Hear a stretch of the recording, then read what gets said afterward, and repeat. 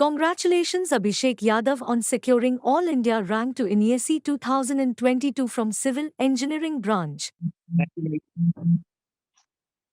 Tell us about the moment when you got to know about the result.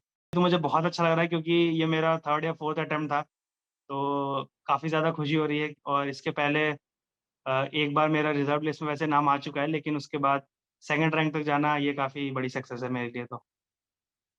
According to you, what was unique about your preparation strategy? इस बार की uniqueness तो मैं यही बोलूँगा कि इस बार मैंने कोई भी टॉपिक्स छोड़े नहीं थे बिल्कुल और क्योंकि हर बार ऐसा हो रहा था कि मैं कोई ना कोई टॉपिक्स छोड़ दे रहा था। तो इस बार सारे टॉपिक्स मैंने अच्छे से कवर किए थे, क्योंकि आजकल जो पेपर्स आ रहे हैं वो सारे टॉपिक्स वो टच कर ही ले रहे हैं, प्री हो चाहे मेंस हो। तो मेन तो यूनिकनेस यही थी इस बार की। Why did you choose to write engineering service exam? Basically जैसे कि मेरी ब्रांच सिविल इंजीनियरिंग है, तो हमारे यहाँ कॉलेज से सबसे अच्छी अपॉर्च्युनिटी इंजीनियरिंग सर्विसेज़ ही देता है भी। तो कॉलेज से ही मैंने मन बना लिया था कि मुझे ईएससी में ही जाना है और जो इसके ऑर्गनाइज़ेशंस हैं वो काफ़ी ज़्यादा ही अच्छे हैं और काफ़ी अच्छी पोज़ीशंस और काफ़ी अच्छे वर्क ये ऑफ़र करता है। तो बेसिकली इसीलिए मैंने ईएस चूज़ किया। What was your study schedule while preparing for ESE prelims? तो मैं क्योंकि जॉब कर रहा हूँ, तो डीआरडीओ में हूँ मैं, तो अभी तो मेरे को ज़्यादा टाइम तो मिलता नहीं है कि मैं पूरे दिन पढ़ सकूँ। लेकिन उसके बाद जॉब के बाद शाम को आके ऑफ़िस से मैं मेनली क्योंकि मेरी थ्योरी तो मैक्सिमम प्रिपेयर थी कोचिंग टाइम से, तो अभी मैं मेनली टेस्ट सीरीज़ और ब्रश अप करने में ही ज़्यादा फ़ोकस करता था। प्रीलिम्स के टाइम भी मेनली टेस्ट सीरीज़ पे ही मैंने ज़्यादा फ़ोकस की। ईएस मास्टर की मैंने टेस्ट सीरीज़ जॉइन कर रखी थी, जो कि काफ़ी ज़्यादा हेल्पफुल थी और प्रीलिम्स के लिए तो मैं स्पेशली कहूँगा कि जो आईएएस मास्टर के नोट्स हैं जो थ्योरी बुक है अब उसमें भी ज़्यादा इम्पोर्टेंट जो फर्स्ट पेपर आता है जनरल स्टडीज़ वाला या जो भी उसमें सब्जेक्ट्स हैं, वो बहुत ही ज़्यादा हेल्पफुल रहे थे मेरे, जो कि मैं कॉलेज टाइम से भी मैंने काफ़ी ज़्यादा फ़ॉलो किया है। How did you find this year paper in comparison of last year paper? Prelims जहाँ तक अगर प्रीलिम्स की बात करें तो मोर और लेस सिविल इंजीनियरिंग का तो पेपर सेम ही था, ईज़ी था दोनों दोनों साल का और फर्स्ट पेपर थोड़ा इस बार का टफ़ था। भले ही मेरे मार्क्स थोड़ा ज़्यादा आए, लेकिन टफ़ था थोड़ा और मेंस भी मैं कहूँगा कि पिछले साल से तो डिफ़िकल्ट ही था, क्योंकि स्पेशली फर्स्ट पेपर में मेंस में थोड़े अच्छा हट के क्वेश्चन्स आए थे, तो वो थोड़ा डिफ़िकल्ट थे सॉल्व करने। How did you keep yourself motivated? Consistency, dedication या पैशन जो भी कह लें हम इसको it is the most important thing इस जर्नी में और क्योंकि मेरा तो अभी 2-3 साल से मैं प्रिपरेशन कर ही रहा हूँ, तो कंसिस्टेंसी बहुत ज़्यादा इम्पोर्टेंट है और आपको बिल्कुल भी लैग नहीं करना है क्योंकि आजकल कॉम्पिटिशन ईयर बाय ईयर बढ़ते ही जा रहा है बहुत ज़्यादा।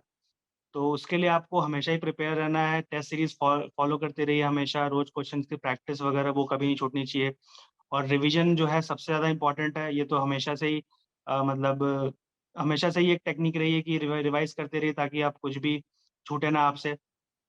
तो प्रीलिम्स के भी पहले और मेंस के भी पहले रिवीजन तो बहुत ज़्यादा ज़रूरी है और रोज़ मतलब mainly practice is the most important, वो तो कभी नहीं छूटनी चाहिए।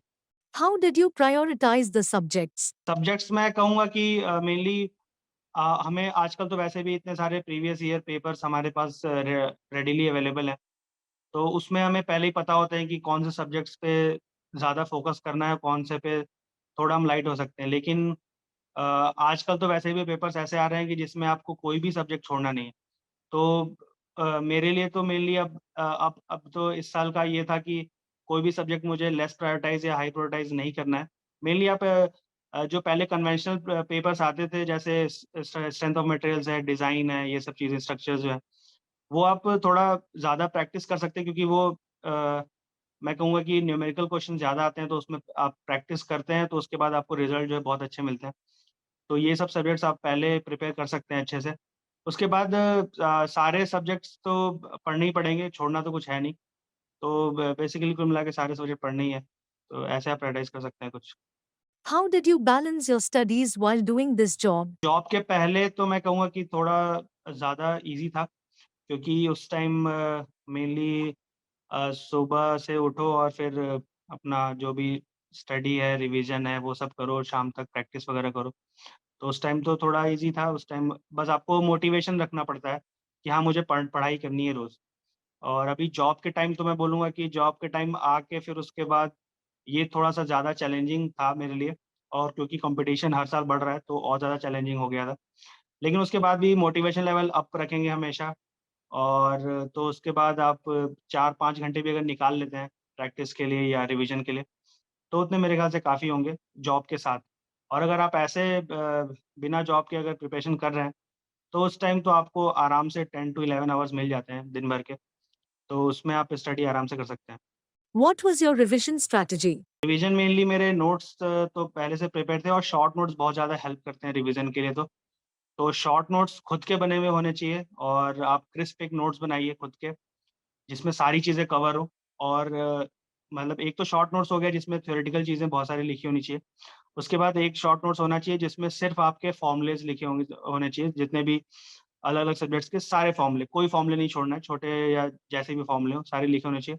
वो दोनों आप हमेशा हैंडी रखिए अपने साथ, और उसके बाद दोनों रिवाइज़ 2 दिन, 3 दिन पे ऐसे आप रिवाइज़ कर सकते हैं बीच-बीच में, या कभी टेस्ट सीरीज़ देने जा रहे हैं या टेस्ट देने जा रहे हैं, तो उसमें आप रिवाइज़ करके चलिए। तो ऐसे रिवीजन प्रोसेस हमेशा कंटिन्यूटी बनी रहती है उसमें। How did IS Master Test Series help you? IAS master की टेस्ट सीरीज़ मैं बोलूँगा कि बहुत ही ज़्यादा रियलिस्टिक होती है। पेपर अच्छे से सिमुलेट कर पाती है। क्योंकि जो प्री के जो पेपर्स आजकल आ रहे हैं या मेंस के भी जो पेपर्स आ रहे हैं, वो काफ़ी ज़्यादा अब कन्वेंशनल टाइप के, मतलब पहले जो आते थे नॉर्मल थ्योरेटिकल क्वेश्चन्स या न्यूमेरिकल क्वेश्चन जो बार-बार रिपीट होते थे, वो अब तो नहीं आते। तो वो सिमुलेट करने में काफ़ी ज़्यादा हेल्प करती है इस मास्टर की सीरीज़, जिसमें प्री के जो फर्स्ट पेपर है वो भी बहुत ज़्यादा बेनिफिशियल था, सेकंड पेपर भी बेनिफिशियल था, और जो कन्वेंशन होता है वो तो बेनिफिशियल है ही। तो इन दोनों में मतलब मैं तो कहूँगा कि सिमुलेशन काफ़ी ज़्यादा अच्छा है आईएएस मास्टर, काफ़ी मतलब आपको रेलेवेंट मिलते हैं टेस्ट सीरीज़ में। How did you come to know about IS Master? Actually हमारे कॉलेज में 3rd ईयर, 4th ईयर में ही मैंने एक बार तो ये टेस्ट सीरीज़ भी जॉइन की थी, और बाद जो हमारे साथ में स्टूडेंट्स थे उनने भी ईएएस मास्टर के नोट्स ले रखे थे। तो वो नोट्स जब देखा था मैंने, तो मुझे वहाँ से पता चला था कि ईएएस मास्टर भी है और इनके नोट्स काफ़ी अच्छे होते हैं। तो वो मैंने फ़ॉलो किया था काफ़ी ज़्यादा। How beneficial was IS Master Postal Study Package? Study material मैंने पहले भी जैसे बताया कि ये फर्स्ट पेपर जो होता है ऑब्जेक्टिव में, उसमें तो बहुत ज़्यादा हेल्प मिली थी, क्योंकि वो मैंने प्योरली आईएएस मास्टर पढ़ाई की है, तो उसमें बहुत ज़्यादा बेनिफिशियल होता है। और जो थ्योरी जो सिविल इंजीनियरिंग की जहाँ तक बात है, तो उसमें भी जो क्वेश्चंस वगैरह दिए हुए हैं आईएएस मास्टर में, वो काफ़ी ज़्यादा मतलब क्वालिटी के क्वेश्चंस हैं, जिनसे आपको बहुत ज़्यादा रेलेवेंट मतलब पेपर के लिए बहुत ज़्यादा रेलेवेंट क्वेश्चंस मिलते हैं। और प्रीवियस ईयर भी बहुत अच्छी बुक बनाई हुई है आईएएस मास्टर ने, तो वो भी बहुत ज़्यादा रेलेवेंट है। Tell us about your experience in UPSC interview hall. Interview hall का एक्सपीरियंस तो मैं बोलूँगा बहुत मतलब अच्छा ही था, क्योंकि पहले भी मैंने बहुत सारे इंटरव्यूज़ दे दे चुके हैं, मतलब यूपीएससी का तो एक बार दिया ही है, और बाकी कंपनीज़ के भी दिए हैं, पीएसयूज़ वगैरह के। तो डर तो मुझे बहुत ज़्यादा नहीं लग रहा था, लेकिन हाँ, ये है कि यूपीएससी का इंटरव्यू होता है। तो उसमें मेनली चेयरमैन ने क्वेश्चंस मेरे तो मुझे पता भी था पहले से कि डीआरडीओ के बारे में ज़्यादा थोड़े होंगे, जहाँ मैं जॉब कर रहा हूँ अभी। तो ये सब क्वेश्चंस ज़्यादा थे कि आप डीआरडीओ छोड़ के ईएस में क्यों आना चाहते हैं, और बाकी करंट अफ़ेयर से भी रिलेटेड कुछ क्वेश्चंस थे, और थ्योरेटिकल क्वेश्चंस भी मेनली मेरे, क्योंकि मैंने एमटेक कर रखा है, तो एमटेक के से ज़्यादा रिलेटेड क्वेश्चन्स थे। बीटेक के मैं कहूँगा कि बहुत ही कम ही क्वेश्चन्स थे, मेनली मेरे क्वेश्चन्स करंट अफ़ेयर्स और जॉब और एमटेक से रिलेटेड थे। Abhishek, is it really difficult to prepare for exam like ESE while doing a full-time job? मैं तो कहूँगा कि जॉब के साथ तो काफ़ी मुश्किल होता है, लेकिन ऐसा नहीं कि किया नहीं जा सकता। क्योंकि टाइम एक्चुअली सबसे ज़्यादा इम्पोर्टेंट होता है कि आप जॉब करके आइए शाम को, उसके बाद फिर आपको मोटिवेशन चाहिए होता है कि मैं हाँ, 4-5 घंटे स्टडी कुछ करूँ या प्रैक्टिस करूँ। वो मोटिवेशन लाना काफ़ी ज़्यादा इम्पोर्टेंट होता है, जिसके लिए मतलब आपको कुल मिला के मोटिवेशन लेवल अपना अपना अप रखना है काफ़ी। तो वो बहुत ज़्यादा इम्पोर्टेंट होता है जॉब के बाद, अगर आप जॉब के साथ प्रिपेयर कर रहे हैं तो।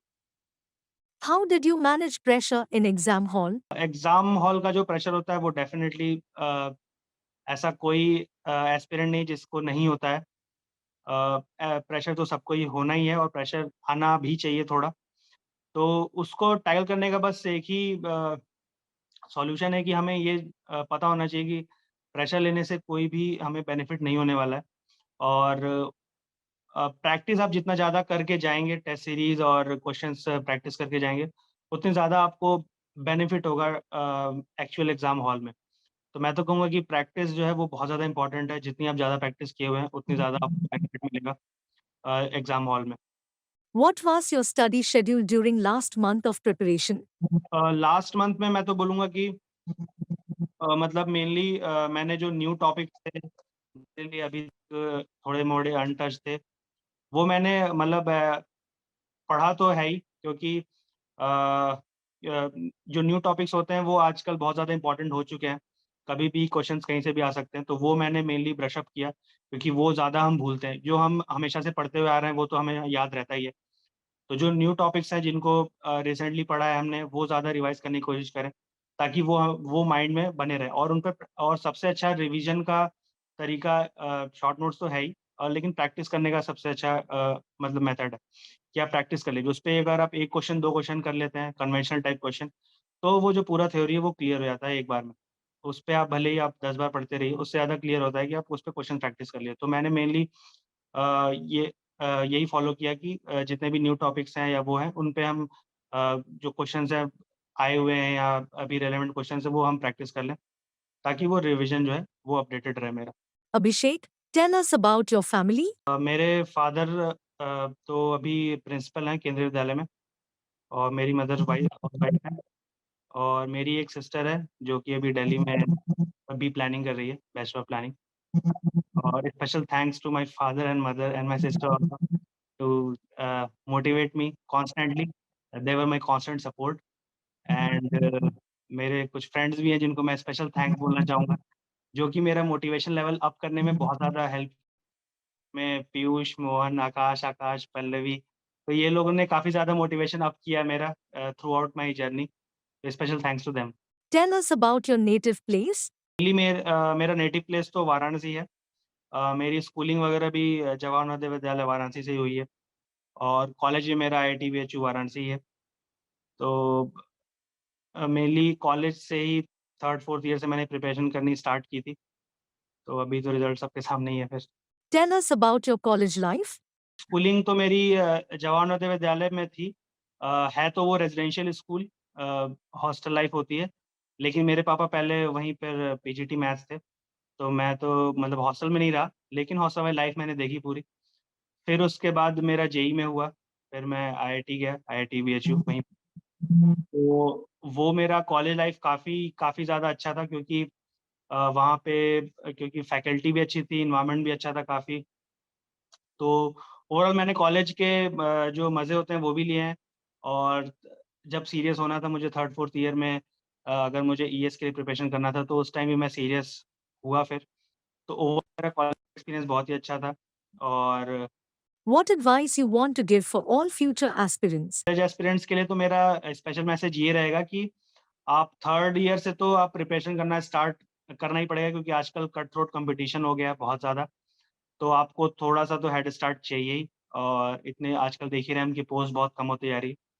और मैं साथ-साथ ये भी बोलूँगा कि प्रिपरेशन लेवल अपना अप करिए, मोटिवेशन लेवल अप करिए, टेस्ट सीरीज़ बहुत सारी दीजिए और टेस्ट सीरीज़ तो बहुत ज़्यादा इम्पोर्टेंट है, प्रैक्टिस हमेशा अपनी एट पार रखना पड़ेगा।